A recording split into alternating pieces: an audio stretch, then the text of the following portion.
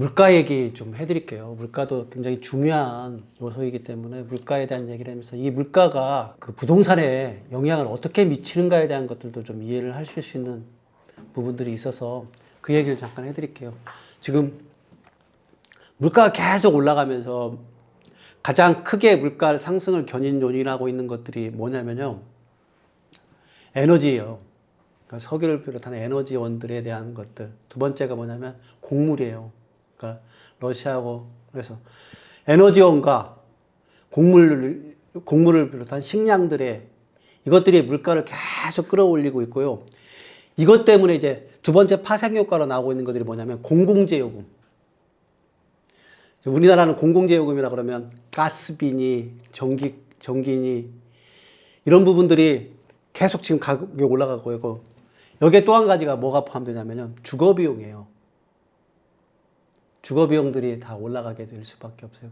그래서 이게 물가 상승의 첫 번째 부분이 어디서부터 시작되냐면 아까 말한 에너지원과 대부분 다 여태까지 역사를 놓고 보면 다 그렇게 해왔어요. 에너지원과 식량에서 문제가 벌어지기 시작하면 이것들이 이제 두 번째 공공재요금, 그 다음에 주거비용 이런 형태로 해서 가거든요.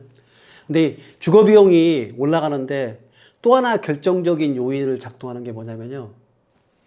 실제로 이제 물가가 올라가면서 원자재 가격들이 계속 상승하게 돼 있어요. 지금 이제 그런 현상들이 이미 벌어져 버렸어요. 시멘트 공급이 안 돼가지고 지금 공사 현장들이 공사를 중단할 수밖에 없어요. 건설 현장들이. 그러니까 건설 현장들이 공사를 중단한다는 얘기는 무슨 얘기인가요? 공급이 원활하게 이루어지지 못한다는 얘기입니다. 공급이 원활하게 이루어지지 못하면 무슨 얘기예요? 수요는 있는데 공급이 원활하게 이루어지지 못한다는 얘기는 그리고 공사 기간이 길어져 버리면 공급을 할 수 있는 시간들이 갖다 뒤로 점점 딜레이 된다는 얘기는 무슨 얘기냐면 집값 상승을 또 불러일으켜요. 그래서 주거비용이 집값 상승 때문에 더한 추가적으로 상승될 수밖에 없는 구조가 된다는 거죠. 여기에 이번에 또 화물연대 파업이 일어났잖아요. 그래서 혹시 여러분들 레미콘이라고 들어보시죠? 레미콘. 각마다 그 건설 현장에 들어가다 보면 이렇게 돌아가는 거 있잖아요.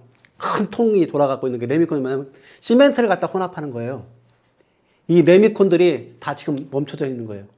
그래서 지금 건설 현장에 70%가 이 원자재, 시멘트 공급이나 이 부분들이 원활하게 이루어지지 못해가지고 지금 공사가 중단되어 있는 상황입니다. 그러면 이 얘기를 다시 한다 그러면 이 집이 다 지어져서 1년이든 1년 반이든 2년 후에 실제로 이제 주택 공급에 영향을 미쳐줘야 되는데 이 부분들이 원활하게 이루어지지 못하고 있다는 얘기죠. 이 모든 것들이 어디서 일어났다고요? 이제 물가부터 시작된 거예요. 에너지원들인 석유나든가 셰일가스 이런 에너지원들이 시작된 거, 이 에너지원과 같이 연결되어 있는 식량 자원들, 그러니까 밀, 옥수수, 이제 드디어 쌀까지 이제 영향을 미친다고 하더라고요. 쌀 이렇게 해서 식량시장에서 곡물들이 영향을 미치고 이렇게 미쳤던 부분들이 이제 공공재요금, 주거비용 이렇게 영향을 미쳐가면서 점점 물가는 더 상승하게. 우리나라는 지금 공공재요금하고 우리나라가 보통 CPI라고 해서 소비자 물가지수를 할 때 481가지인데 이 481가지에 제외된 게 뭐냐면 공공재요금하고 그다음에 주거비용이에요.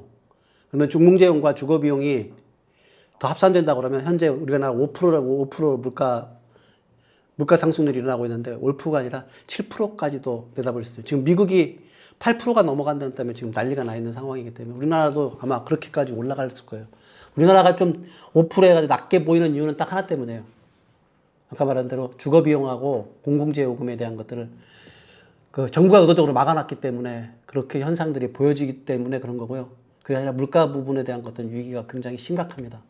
이 부분들이 결국은 파급 효과로 뭐를 일어나면 기준금리를 올리는 현상들이 일어나고 그 기준금리를 올리고 난 이후에 올리고 나면 또다시 주택시장에 영향을 미치고 이런 계속 악순환의 사이클들이 벌어지고 있다는 거, 이 부분들을 여러분들이 좀 아셔야 될 것 같아서 그 부분에 대한 얘기를 했습니다. 아마 지금 주택 공급에서 가장 큰 이슈는 이 부분인 것 같아요. 건설 현장에서 건설이 진행되지 못하고 있다는 부분. 그러니까 대단히 신규 공급이 이루어져야만이 주택이 안정화가 될 텐데, 그래서 집값이 떨어지지 않을 거라고 제가 예측하는 것 중에 하나가 그 축도 하나 들어갑니다. 대부분 다 집값이 떨어질 거라고 이런 경제 위기 긴축이 일어나게 되면 자산 가치가 하락한다고 생각하는데, 저는 그 부동산 가격은 떨어지지 않을 거라고 예측하는 이유 중에 가장 큰 부분들이 이런 부분들이 겹쳐지면서 부동산 가격의 상승을 갖다가 공급에서 부족하기 때문에 상승을 하며 이어져서 집값은 결코 떨어지지 않을 것 같다는 생각을 합니다. 그래서 가급적 빠른 시간 내에 만약에 서울을 근거로 해서 살아가고자 한다 그러면 가장 빠른 시간 내에 기본적인 자본을 생성할 수 있는 그 기간들을 갖다가 단축시켜서 돈을 모아서 빨리 내전 마련을 하는 것들이 올바른 생애 재무 전략이 아닐까 하는 생각을 합니다. 그 부분에 대한 것들을 좀 여러분들 명심하시고 그 실질적인 가계 전략을 갖다가 수립하시는 게 맞다는 생각을 합니다.